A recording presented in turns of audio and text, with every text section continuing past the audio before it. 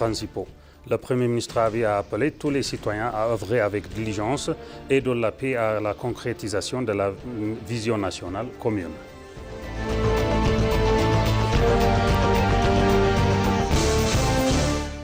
Le maréchal Birhanou Djoula a souligné l'importance de l'intelligence artificielle de la construction d'une armée moderne capable de préserver la souveraineté et les intérêts nationaux de l'Éthiopie.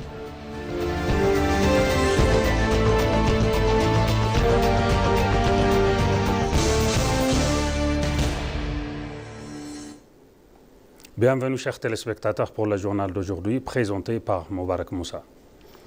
Le Premier ministre Abiy Ahmed a souligné que la structure démographique favorable de l'Éthiopie, portée par une majorité de jeunes dynamiques, constitue un pilier essentiel pour accélérer et pérenniser la prospérité nationale. Il est impossible d'envisager l'avenir de l'Éthiopie sans sa jeunesse, a affirmé le Premier ministre Abiy. Il a souligné que la composition démographique du pays de laquelle les jeunes représentent la plus grande partie de la population offre une immense opportunité d'atteindre et de consolider les objectifs de développement globaux du pays. Le Premier ministre a souligné que les jeunes éthiopiens sont animés par un sens du devoir et constituent le principal moteur de la transformation nationale ainsi que le fondement de l'indépendance souveraine. Il a souligné que la génération actuelle écrit un nouveau chapitre de l'histoire de la nation en rejetant les discours civils, clivant les conflits inutiles et les pratiques arrivées pour se concentrer pleinement sur le développement et la réduction de la pauvreté. Le Premier ministre a appelé tous les citoyens à œuvrer avec diligence et de la paix à la concrétisation de la vision nationale commune.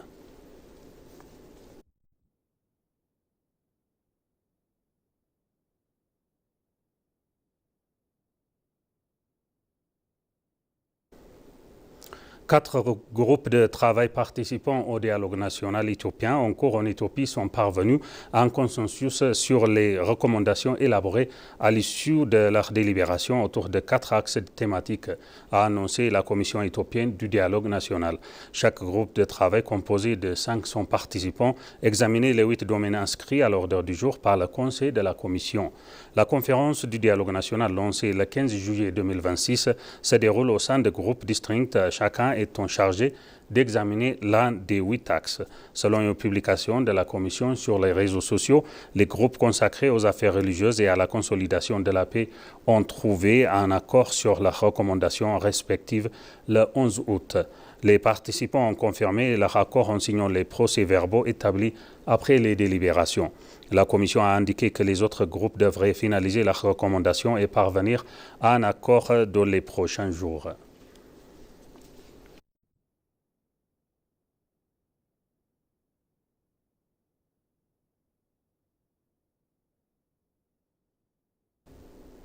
Le maréchal Birhanou Djoula, chef d'état-major des forces de défense éthiopiennes, a souligné l'importance de l'intelligence artificielle dans la construction d'une armée moderne capable de préserver la souveraineté et les intérêts nationaux de l'Éthiopie. Les forces de défense nationale de l'Institut éthiopien de l'intelligence artificielle ont signé un protocole d'accord visant à développer une armée moderne fondée sur les technologies d'intelligence artificielle. À cette occasion, le maréchal Birhanou Djoula a souligné les progrès rapide réalisé par l'Institut depuis sa création. Il a estimé que l'intégration de l'intelligence artificielle est essentielle pour renforcer les capacités militaires et protéger les intérêts nationaux. Le directeur général de l'Institut, Worku Gachana, a indiqué que l'intelligence artificielle représente un potentiel important pour les forces de défense, notamment dans les domaines aériens, terrestres et cybernétiques. Il a également réaffirmé l'engagement de l'Institut à soutenir les forces de défense éthiopiennes. L'accord ouvre notamment la logistique, la formation, la cybersécurité, la santé militaire, l'armée de l'air et la guerre électronique. La délégation conduite par le maréchal Birhanou Djoula a également visité les installations et les activités de l'Institut.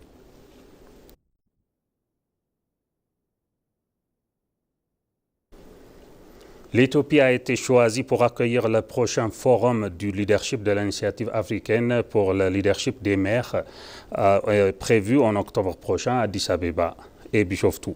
Cette annonce fait suite à des discussions de haut niveau entre Jalto Sani, ministre éthiopien de l'urbanisme et des infrastructures, et Jennifer Komali, directrice exécutive de la Mali.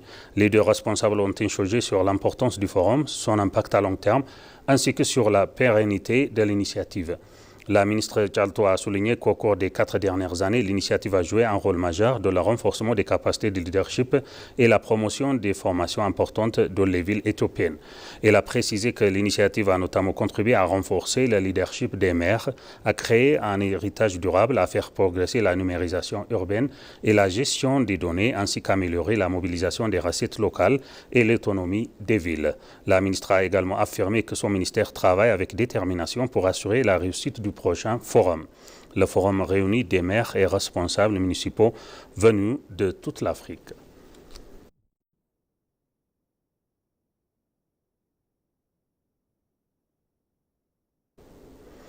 Une trentaine de pays africains ont visité le MOSOB, une plateforme de services publics à guichet unique à la fois numérique et physique qui groupe plusieurs agences gouvernementales fédérales et régionales sous un même toit, a déclaré Zaliouna Baba, directeur général des affaires étrangères au ministère des Affaires étrangères.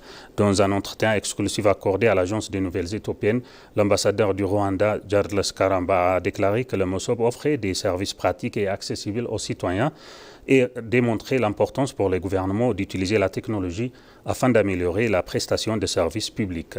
Il a souligné que le modèle du service du centre pouvait contribuer à réduire la corruption en limitant au maximum le contact inutile entre les prestataires des services et les citoyens. L'ambassadeur Karamba a souligné que le MOSOB offrait des services pratiques et accessibles aux citoyens et démontrer l'importance pour les gouvernements d'utiliser la technologie afin d'améliorer la prestation des services publics. De son côté, l'ambassadeur de Namibie, Mapo Mwanga, a déclaré que le MOSOB, comme un modèle impressionnant de la Namibie, pourrait s'inspirer. Je suis très pressionné. L'ambassadeur a précisé que la rapidité de la prestation de services, en particulier des services liés au passeport, figurait parmi les aspects que l'avait le plus impressionné. L'ambassadeur a souligné l'importance du partage des connaissances techniques entre les pays africains, affirmant que les pays pouvaient s'inspirer de ceux qui ont progressé dans des domaines particuliers.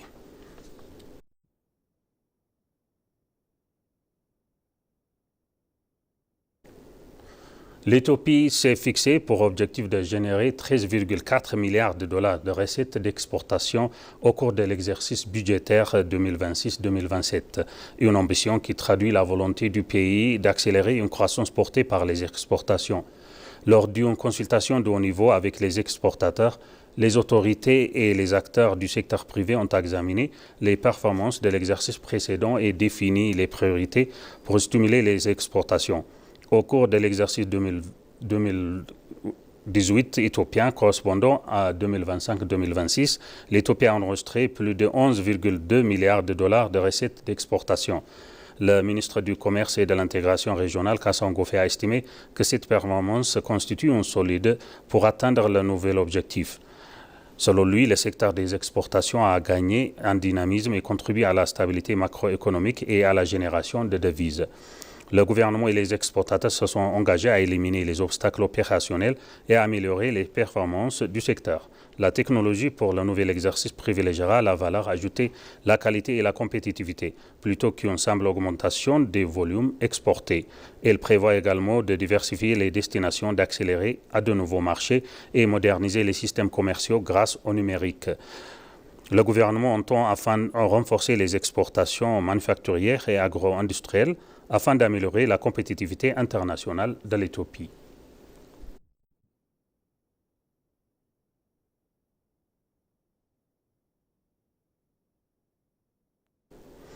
Le ministère des Affaires étrangères a souligné que l'organisation coordonnée des activités de volontariat contribue à résoudre durablement les problèmes sociaux.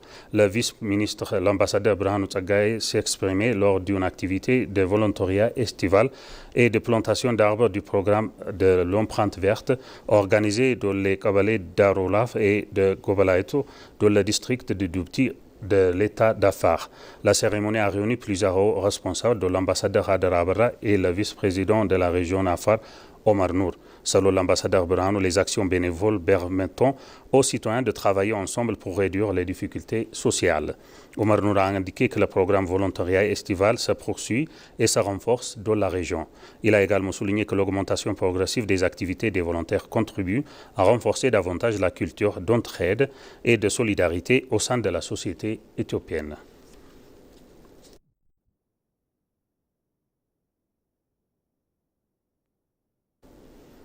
Et pour finir le journal, le professeur américano-éthiopien Alamayo Gabramarem a qualifié le grand barrage de la Renaissance couronne de la Terre et de l'Afrique après une visite du projet avec des membres de la diaspora éthiopienne. Dans une publication sur X, il a expliqué avoir visité le grand barrage de la Renaissance de la région de Bénichangul-Gumuz avec des membres de la diaspora participant à la conférence nationale de dialogue organisée par le service de la diaspora éthiopienne en collaboration avec le ministère du Tourisme. Cette visite a permis à plusieurs participants de découvrir pour la première fois cet ouvrage emblématique. Al-Marem a rappelé avoir vu le site à ses débuts lorsqu'il ressemblait à un chantier abandonné avant de le voir se transformer en l'un des grands projets de l'infrastructure d'Afrique. Il a également souligné la beauté naturelle de Bénichangul-Gumuz, notamment ses forêts, sa faune et ses paysages fluvieux, estimant que la région possède un potentiel touristique. Il a enfin appelé à développer le barrage et ses environs comme une destination touristique majeure grâce à l'amélioration des routes, des infrastructures d'accueil, de la protection environnementale et du tourisme communautaire.